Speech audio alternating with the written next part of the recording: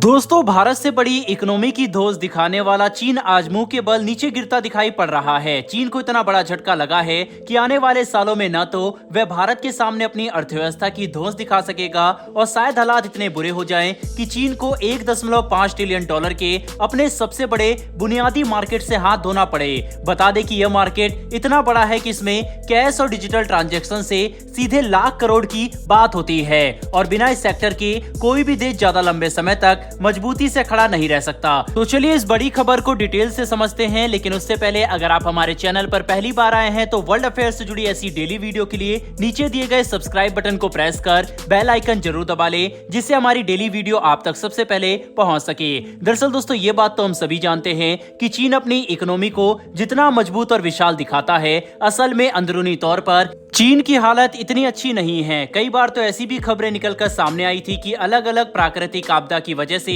चीन के अंदर खाद्य पदार्थ तक की कमी हो चुकी है। साथ ही कोरोना महामारी ने जिस तरह से चीन के अंदर तबाही मचाई और चीनी लोगों को अपने ही देश में बंदियों की तरह रखा गया, वह भी चीन की मानसिकता और मौजूदा हालात को काफी हद तक बयान करता है। लेकिन अब हालात इतने बुरे हो चुके हैं कि विदेशी निवेशकों ने चीन के मार्केट से कोई छोटी मोटी रकम नहीं बल्कि 188 अरब डॉलर एक ही बार में निकाल लिए हैं। हैरानी की बात तो यह है कि 18 बिलियन डॉलर तो सिर्फ पिछले महीने यानी अगस्त में चीनी प्राइवेट कंपनियों के हाथ से गए। जी हां, आपने बिल्कुल सही सुना, यह पैसा चीन की सरकार के हाथ से नहीं बल्कि प्राइवेट कंपनियों के पास से गया, जो इन कंपनियों के पास मौजूद कैश का सबसे बड़ा जरिया था।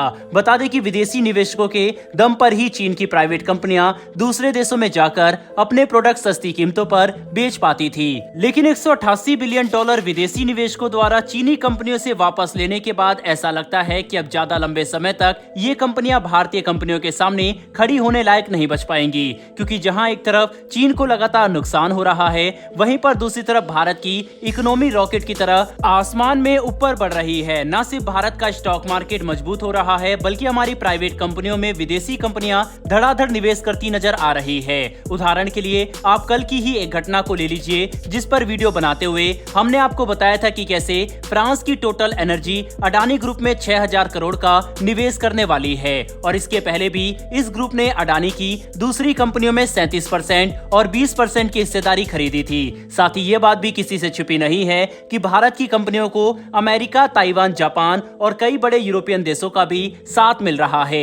ऐसे में 188 बिलियन डॉलर खोने के बाद कई चीनी प्राइवेट कंपनियों के हाथ से कैश बिल्कुल खत्म हो चुका है, जिसका नुकसान इन कंपनियों की फंडिंग और ग्राउंड लेवल पर मौजूदगी में आने वाले कुछ ही दिनों में दिखना शुरू हो जाएगा।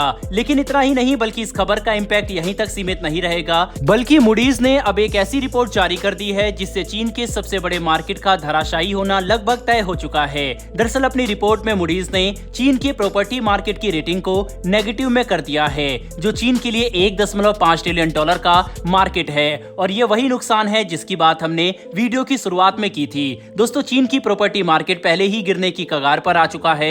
आज भी चीन के अंदर लाखों ऐसे अपार्टमेंट मौजूद है जो पूरी तरह से तैयार है। इन सोसाइटी में विश्व स्तरीय फैसिलिटी मौजूद है और ऐसा भी नहीं है कि उनकी क्वालिटी या मजबूती में कोई कमी है। लेकिन चीन का मार्केट इतना कमजोर हो चुका है कि प्रॉपर्टी में अब कोई निवेश करना ही नहीं चाहता।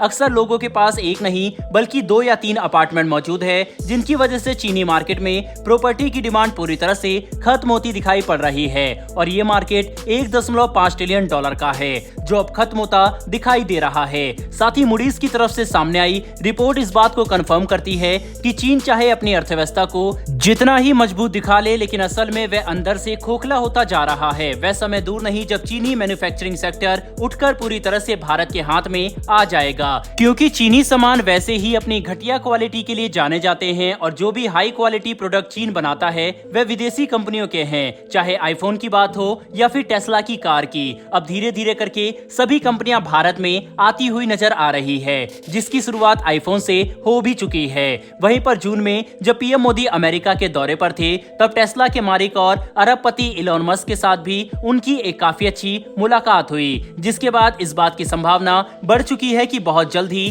टेस्ला भी अपनी मैन्युफैक्चरिंग चीन की बजाय भारत में शिफ्ट कर सकती है। ऐसे में हम साफ तौर पर यह ट्रेंड देख सकते हैं कि चीन के हाथ से न सिर्फ विदेशी निवेशकों का पैसा जा रहा है बल्कि उनकी नीतियों की वजह से अब मैन्युफैक्चरिंग कंपनियां भी भारत में शिफ्ट करना शुरू कर चुकी है, जो भारत के लिए एक बड़े जैकपॉट की तरह साबित होगा। साफ है दोस्तों, जिस तरह से भारत ने पाकिस्तान को अलग थलग दुनिया में कर दिया है, सेम इसी तरह से इकोनॉमी के सेक्टर में भारत अब चीन के साथ ऐसा ही कर रहा है और चीन को इस मार्केट से दूर करता जा रहा है, जिसका बेनिफिट इकोनॉमी के क्षेत्र में भारत को आने वाले समय में जरूर मिलेगा। बहरहाल दोस्तों, इस वीडियो में इतना ही। अगर आपको ये इन्फॉर्मेशन और वीडियो पसंद आई हो तो वीडियो को लाइक करके हमारी आने वाली डेली ऐसी वीडियो के लिए चैनल को सब्सक्राइब कर बेल नोटिफिकेशन को जरूर दबा लें। फिर मिलेंगे ऐसी एक नई वीडियो के साथ। धन्यवाद। जय हिंद।